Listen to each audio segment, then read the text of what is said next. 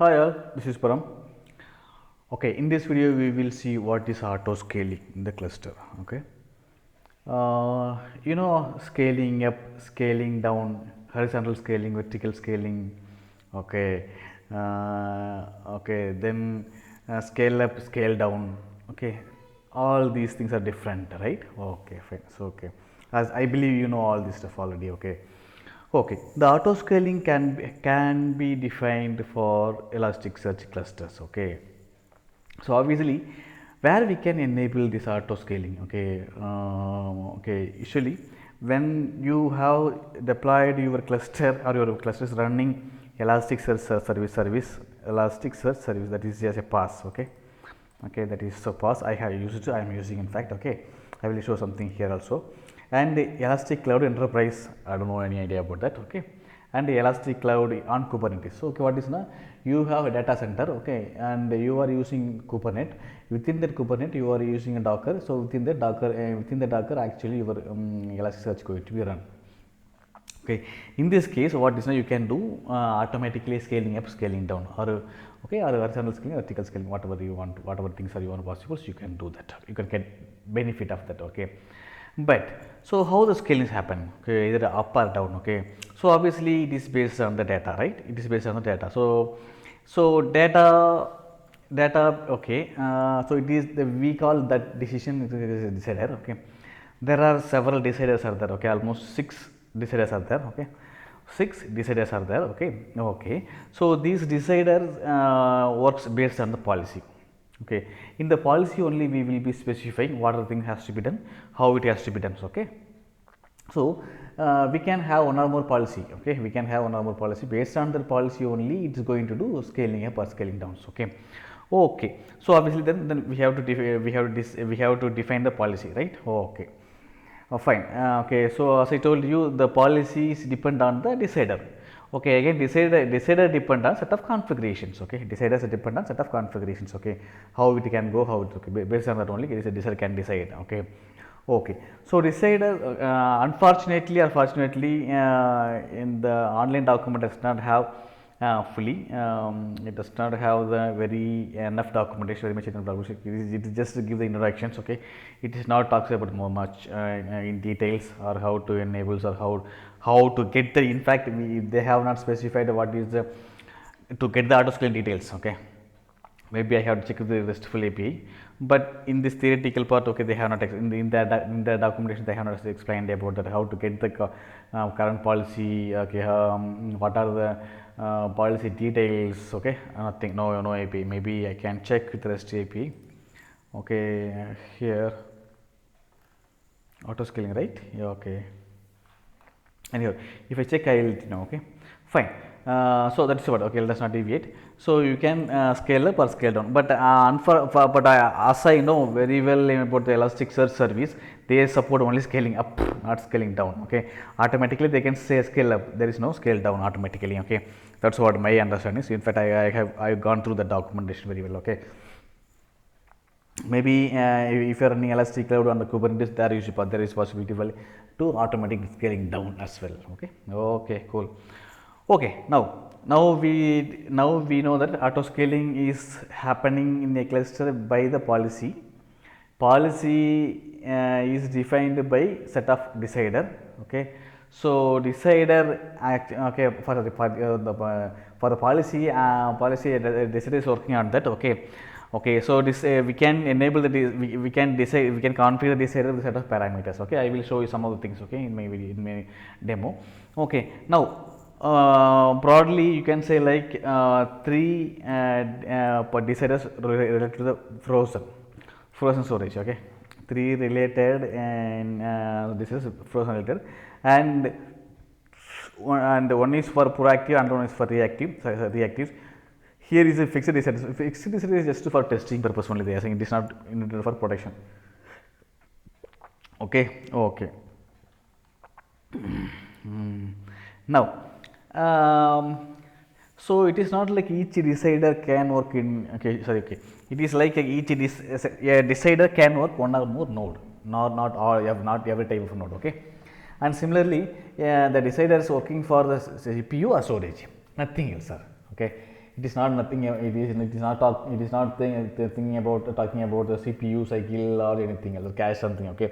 So the decider is working on that either memory capacity or storage capacity only. That's how you can classify. Okay. Similarly, you can classify based on the node roles. In fact, I would say node role. Okay. Okay. I'll show you here. See this frozen, right? Obviously, it is available for the frozen nodes. Okay, frozen nodes. If you have the frozen node, of course you can configure either this one. Otherwise, no use. Okay. Similarly, if you are having machine learning in your cluster, then you can configure, you can tweak the machine learning decider. Okay. Similarly, this is proactive for hot node. Okay, reactive for the data nodes. Okay, any data node. Okay. Okay. Okay, so as I told you, it's based on the role of the node as well. So, okay. Okay. Of course, here this is a reactive storage. Okay, reactive storage and a proactive storage. Okay, reactive storage means what? It's already occupied. Okay, it's already occupied this much data for the timing window. Okay, they will call screen window. Okay, there is some parameters. Okay, let me show you something. Some window it will be they start proactive. Na? Okay, proactive. What is that? Forecast window, sorry, okay, the forecast window. Based on the forecast window, okay, how much data has been ingested. Let's say if I take like last 1 hour, okay, it will say like last 1 hour we have 20 MB data has been ingested. Then in next 1 hour how much storage I want or how much I have left over. Okay, that's all. Okay, so the role can be data hot. So any other data node, okay, it can be data hot or frozen or warm node, any node. Okay. So right now we have seen in the samples we have used data hot. Okay, but it run all of the data nodes. Okay, all of the data nodes. Okay, all type of the okay, all type of the data nodes. Okay. Okay, so it decide okay, based on the how much data currently has been occupied. Then what is about the okay, the proactive. Okay, proactive means okay, in next 1 hour how much data how much storage I need. So here you can see that only storage is talking about. Okay, storage. Okay, not memory. Okay, similarly in the proactive storage deciders, they are talking about they are going to decide only how much storage I need for the next 1 hour or next 2 hours something, or next 1 day. Okay, something like that. Okay. Okay, so again it is again based on the okay, yeah, fine. One more thing, proactive data streams work on only data streams, not index, something like that. Okay, so if you have the data stream, based on that one, for the data stream only you can ask this decider, proactive decider, to understand, hey, how much memory do you need for next 1 hour, next 1 day, something like that. Okay. Okay, but both are working on the storage only. Then again, frozen storage decider, yes, it's again storage. Okay, for obviously what is we will partially mounted index data, right? Partially mounted index, not fully. Okay, so that's how that's how we can make searchable snapshot, right? Okay, that's what. Okay. Okay, so how much data I need. Okay, and memory. See, memory means what? For the frozen node, we can keep what searchable snapshot. Okay, searchable snapshots. Okay, further how much memory may need in okay, of course searchable snapshot size is fixed. Okay, it's a 20 MB or 30 MB size is fixed, but memory, how much memory it may need. Okay, based on number of requests it receive. If it is last 1 night, if it is 10,000 requests, then maybe even next 1 hour it can be expect next to the 2,000 requests, something like that. Okay, so obviously it can decide, it can say, hey, I need this much storage for the frozen node. Okay, so this is short. Okay. Okay, it's again existence. Okay, existence is decided. So for, based on that, okay, it decided both, in fact, storage and memory. Okay, the existence is deciding both. What happened? My God. Okay, it decides both storage and memory. Okay, then machine learning, obviously the machine learning server is memory only, of course. Okay, this job is just very small things. Okay, so how many jobs I am going to execute, or how many job I can expect. Okay, so that's how, based on that, it will identify I need 2 more ML node or 3 more ML node, something like that. Okay, that is what it is going to decide. So that's all about the decider. Okay, I'll show you some of the sample. Okay, here you can see this is the API, okay, it calls auto scaling, then policy, as I told you, right, everything is managed by the policy. So just logical definition, nothing but, okay. So policy will act as for the policy act as one or more decider will work on that, okay. So decider is can be configured with a set of variables. Okay. Here you can see the role for this, which is data hard node, okay. Then deciders I have proactive storage, okay. So not reactive storage, proactive storage. So for proactive storage, I can say for forecast window for next 10 minutes how much I can need, how much space I need for data storage, okay. But obviously it is not working. I don't know whether I am a super user for my cluster, but it says security encryptions, okay. They need something for some permissions, okay. I don't know why. I am the super user actually, okay, fine. Then it's for ML node. Here you will see the so of course we are defining based on the node role, okay, in ML node. Then of course it is a number of jobs, anomaly jobs, okay, in the can be queue, and a number of analytical jobs, I mean data frame analytics, okay. Then downscale delay, DLAY, okay. Let me save it, run it, at least. Whether it will say such a syntax error, forget about the authorization, yeah, okay, yeah, only okay, sure, okay. Now you can see that this is for ML node deciders, okay. You can define your policy, okay, you can define your policy. So based on that it will decide automatically, that's what. Anomaly detection jobs is different, data frame analytics, I mean analytic jobs is different. So downscale delay means what? Let's say for how long it can wait for to down. That's what they will say. They said auto down, auto scaling up, auto scaling down also available, right? So for 30 minutes if it is nothing, then it will be down, okay. That's all about the analytics. I know that even I could not get the complete idea about the auto scaling, but now I will go here, okay. Here you can see in let's say if you are having that your deployment stuff, okay. Come on, what is okay, okay. Edit, let me go to, this is my okay, and the here auto scaling enabled, okay, it's auto scaling enabled, okay. If you want to see that it is SaaS environment, okay, it is SaaS environment, okay, it is SaaS environment, Elasticsearch service.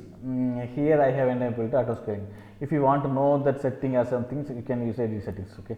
By seeing that you can see maximum it can go 23.TB, the current size something like that, okay, it says, okay. 4 get set size for now what's it? 4 set size, I don't know, cancel, okay. Similarly in the hard node, right, here also you can see how the scalings are working, okay. Here you can see maximum size per zone, sorry, then the current size, okay. And that's what these are the informations are available. But of course when I enable auto scaling, it does not ask much any information. It just restarted my cluster and it says it's auto scaling, that's what, okay. That's what I have seen here, okay. So even I too not getting a complete idea or complete API controls, so APIs for the auto scaling, but it is just a tick mark, okay, you to enable the auto scaling for your cluster if you are using Elasticsearch service as a SaaS, okay. Okay, maybe obviously the steps may be vary based on that whether you want to do auto scaling up or down, either Elasticsearch service or Elastic Cloud on the Kubernetes or Elastic Cloud Enterprise, okay. Okay, so obviously based on the environment, the auto scaling settings may be vary, but obviously API will be same, parameter will be same, okay, sure. But one thing I can tell you is, okay, auto scaling works based on the policy, right? Obviously, okay, policy. So policy is based on the one of the decider, okay. So decider deciders works on the based on the node role. Obviously, it's hard node or any ML node or something like that, okay. Node role is very important. Then it obviously is working on the memory and the storage, or sometimes both. That's it. Okay, nothing else. Okay, it can decide either memory is enough or not, or it can decide whether storage is enough or not, how much it has to be allocated next to something. That's what auto scaling, okay. And of course the deciders, we can based on the types of node it going to work, we can just decide like these two blue colors are working on the data nodes. Okay, let me give some other color. Okay, Okay. Here, these two are working on the data nodes, even the proactive, especially for the data hot node only.